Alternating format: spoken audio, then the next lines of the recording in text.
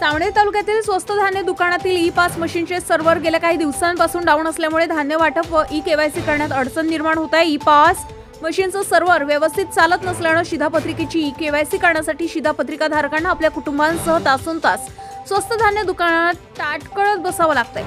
असं चित्र शहर तसेच ग्रामीण भागातील स्वस्त धान्य दुकानात बघावयास मिळत आहे। शिधापत्रिका धारक आपल्या कुटुंबांसह इतर ई-केवायसी करण्यासाठी स्वस्त धान्य दुकानामध्ये जात आहे, परंतु मागील काही दिवसांपासून सर्व्हर डाऊन असल्यामुळे तसेच दररोज इतर तांत्रिक अडचणींमुळे ई-केवायसीच्या प्रक्रियेत अत्यंत व्यत्यय येत आहे।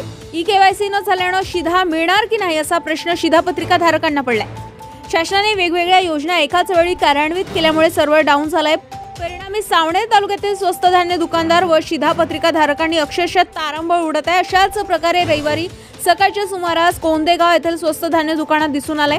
सकाळी नागरिक धान्य घेण्यासाठी गेले तर काही ई-केवायसी करण्यासाठी गेले असता ई-पास मशीनचे सर्व्हर डाऊन असल्यामुळे तासनतास बसून वाट पाहत असल्याचं चित्र दिसून आले। यावेळी सावणेर तहसीलदार यांच्याशी संपर्क साधला असता शिधापत्रिका ई-केवायसी सर्व्हर डाऊन असल्याने या संदर्भात पुरवठा विभाग वरिष्ठांना कळवण्यात आले। यावर वरिष्ठांकडून उपाययोजना करून तांत्रिक अडचण दूर करून लवकरच ई-केवायसीचं सर्व्हर सुरळीत करून असं मत मल्लिका विराणी तहसीलदार सावणेर यांनी व्यक्त केलं। ई-पास मशीनचं सर्व्हर व्यवस्थित चालत नसल्याने ई-केवायसीची प्रक्रिया डोकेदुखी ठरत असून नागरिकांना सुद्धा नाहक त्रास सहन करावा लागत असल्याने ई-केवायसीचं सर्व्हर सुरळीत करावं तसेच तांत्रिक अडचणी दूर करून शिधापत्रिका ई-केवायसी करिता मुदतवाढ देण्यात यावी अशी मागणी कोंदेगाव ग्रामपंचायत उपसरपंच प्रफुल्ल ठाकरे, ग्रामपंचायत सदस्य संदीप चोरे, प्रीतम ठाकरे, श्रावण करणमारे, विठ्ठल लोखंडे, विकील चोरे, स्वप्नील ठाकरे, रमेश बाविस्कर, सरपंच तिघई, चेतन तराणे, प्रवीण पाखिंडे आदी नागरिकांनी केले। गजा महाराष्ट्र 24 न्यूज करिता सावणेरहून आमचे प्रतिनिधी किशोर गणवीर, नागपूर।